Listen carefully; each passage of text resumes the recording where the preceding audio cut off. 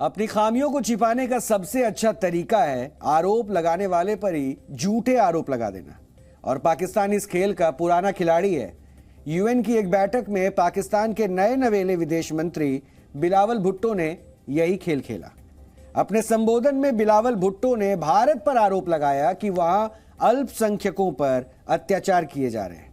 और दुनिया के सबसे बड़े मंच पर बिलावल भुट्टो ने पाकिस्तान को लेकर भी झूठ बोले। उनके 5 बड़े झूठ अब हम आपको बताते हैं। बिलावल भुट्टो का पहला झूठ था कि पाकिस्तान में अल्पसंख्यकों के अधिकारों की रक्षा की जा रही है। बिलावल का दूसरा झूठ था कि पाकिस्तान में सभी नागरिकों को धार्मिक स्वतंत्रता है।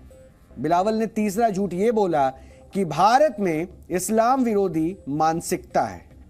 बिलावल का चौथा झूठ था कि भारत में अल्पसंख्यकों से उनके अधिकार छीने जा रहे हैं। और 5वां झूठ बिलावल ने जो बोला वो ये कि भारत एक हिंदू बहुल देश बन रहा है। My neighboring state of India, the once secular country as a home for all its communities, is transforming into a Hindu supremacist state at the expense of its Muslim and Christian communities. Mr. President, the RSS hate-filled Hindutva ideology has unleashed a reign of fear and violence against India's 200 million strong Muslim minority, the largest minority in the world. This includes mob lynchings by cow vigilantes, frequent pogroms such as New Delhi in 2020 and Gujarat in 2002, discriminatory citizenship laws to purge India of Muslims, demolishing of homes and shops of Muslim communities under state patronage, storming of mosques by charged mobs, disinformation campaigns against Islam and Muslims on social media, bans on hijab, incitement to hatred and violence against Muslims in the political discourse, and a campaign to destroy mosques across India and obliterate its Muslim heritage and history, and increasingly frequent public calls for genocide against Muslims.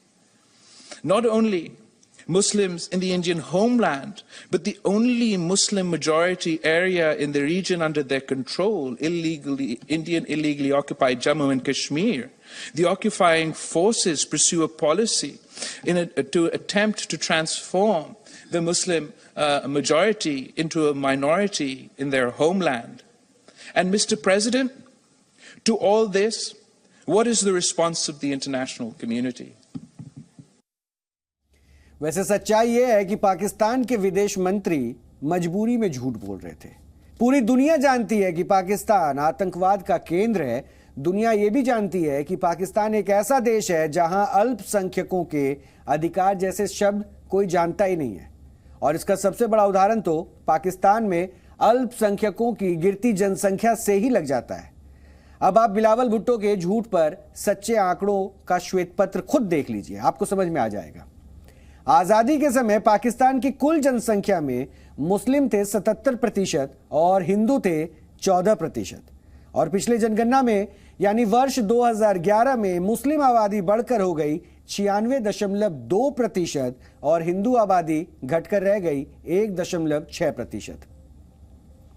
अब आप भारत की स्थिति भी देख लीजिए, क्योंकि वर्ष 1951 में भारत में हिंदू आबादी थी 84.1% और मुस्लिम आबादी थी 9.8%।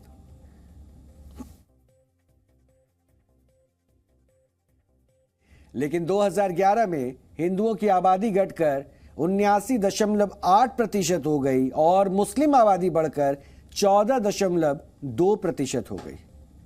यानी पाकिस्तान जैसे देश जो मुस्लिम बहुल हैं, वहां अल्पसंख्यकों यानी हिंदू, सिख, ईसाइयों की संख्या कम होती गई और मुस्लिम आबादी में बढ़ोतरी होती गई। लेकिन भारत में इसका ठीक उल्टा हुआ। मतलब यह है कि बिलावल भुट्टो ने पढ़ाई नहीं की थी, बस उन्होंने पेपर पर लिखा हुआ भाषण, रटा रटाया जो भाषण था वो आके पढ़ दिया यूएन के मंच पर। और इसलिए हम अब कह रहे हैं कि थोड़ी स्टडी करके आनी चाहिए थी। It is ironic that Pakistan is speaking about the rights of minorities. It has a long history of having committed the gravest violations of minority rights that the world has ever seen. We know that what Pakistan has done to its minorities. It has decimated them.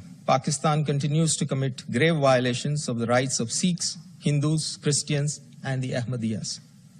Thousands of women and children, particularly girls from minorities communities, have been subjected to abductions, forced marriages, and conversions within Pakistan.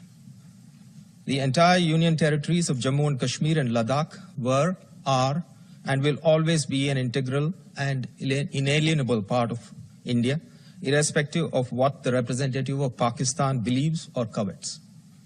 We call on Pakistan to stop cross-border terrorism so that our citizens can exercise their right to life and liberty. वैसे पाकिस्तान जैसे देश जब भारत को धर्मनिरपेक्षता का पाठ पढ़ाते हैं तो हर धर्मनिरपेक्ष देश उस पर हंसता है। अगर बिलावल भुट्टो ने केवल अपने देश के संविधान की प्रस्तावना ही पढ़ ली होती तो झूठ बोलने से पहले 100 बार सोचते। एक ऐसा देश पाकिस्तान जिसकी बुनियाद ही धर्म के नाम पर हुए बंटवारे से हुई है, वो भारत जैसे धर्मनिरपेक्ष देश को धर्मनिरपेक्षता का पाठ पढ़ा रहा है। बिलावल भुट्टो और वो लोग जो उनसे सहमति रखते हैं उनको हम पाकिस्तान और भारत के संविधान की प्रस्तावना दिखाना चाहते हैं। ये प्रस्तावना अभी मैंने अपने हाथों में भी ले रखा है। ये सबसे पहले ये पाकिस्तान का है, ये पाकिस्तान का प्रस्तावना है, और ये दूसरा जो है ये भारत का है, हिंदुस्तान का। वैसे मैंने पाकिस्तान बोल दिया, इसके लिए मैं माफी चाहता हूं, क्योंकि पाकिस्तान के प्रस्तावना में पाकिस्तान नहीं, यहां पर इस्लामिक रिपब्लिक ऑफ पाकिस्तान के संविधान की मैं बात करने वाला हूं। इसको मैं सही लहजे में अब आपको बता रहा हूं, इस्लामिक रिपब्लिक ऑफ पाकिस्तान, ना केवल पाकिस्तान। और पाकिस्तान का असली नाम यही है, इस्लामिक रिपब्लिक ऑफ पाकिस्तान। इसे आप इस्लामिक गणतंत्र पाकिस्तान भी कह सकते हैं। इसका मतलब यह है कि पाकिस्तान एक इस्लामी राष्ट्र है और वहां इस्लाम की सत्ता चलती है। जिस देश का नाम ही धर्म आधारित रखा गया हो, वहां का विदेश मंत्री कम से कम भारत को धर्मनिरपेक्षता का पाठ तो ना ही पढ़ाए। वैसे पाकिस्तान के संविधान की प्रस्तावना की शुरुआत ही इस देश की तासीर बताती है। इसमें जो पहला पॉइंट लिखा हुआ है वो मैं आपको बताता हूं। Whereas sovereignty over the entire universe belong to the Almighty Allah alone, and the authority to be exercised by the people of Pakistan within the limits prescribed by him is a sacred trust. और अंग्रेजी में लिखी इन लाइनों का मतलब भी मैं थोड़ा समझा देता हूं, क्योंकि इसके मायने ये हैं कि पूरे ब्रह्मांड की सत्ता सर्वशक्तिमान अल्लाह की है और पाकिस्तानी जनता इन अधिकारों का इस्तेमाल उनके द्वारा बताई गई राह पर चलकर करेगी। इसी प्रस्तावना के दूसरे हिस्से में बढ़ते हैं, वो भी मैं आपको पढ़कर बताता हूं। Wherein the principle of the democracy, freedom, equality, tolerance and social justice as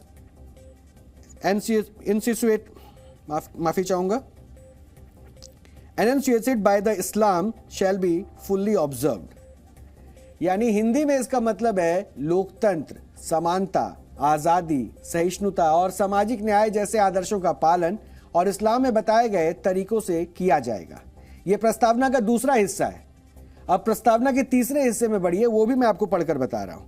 Wherein the Muslims shall be enabled to order their life in the individual and collective spheres in accordance with the teaching and the requirements of Islam as set out in the Holy Quran and Sunnah।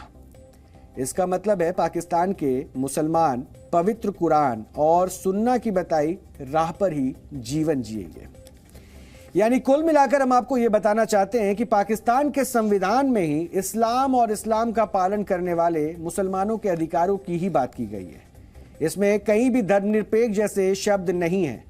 हम आपको संविधान के पूरी प्रस्तावना में जो कुछ खास शब्द हैं उनके बारे में भी थोड़ा बता देते हैं, क्योंकि ये जो इस्लामिक रिपब्लिक ऑफ पाकिस्तान का प्रस्तावना है, इसमें इस संविधान में 3 बार अल्लाह का जिक्र है, 2 बार इस्लाम का जिक्र है, 1 बार पवित्र कुरान का जिक्र है और 1 बार सुन्ना शब्द का इस्तेमाल किया गया है। इसमें कहीं भी सेक्युलर या फिर धर्मनिरपेक्ष जैसे शब्दों का इस्तेमाल नहीं किया गया है।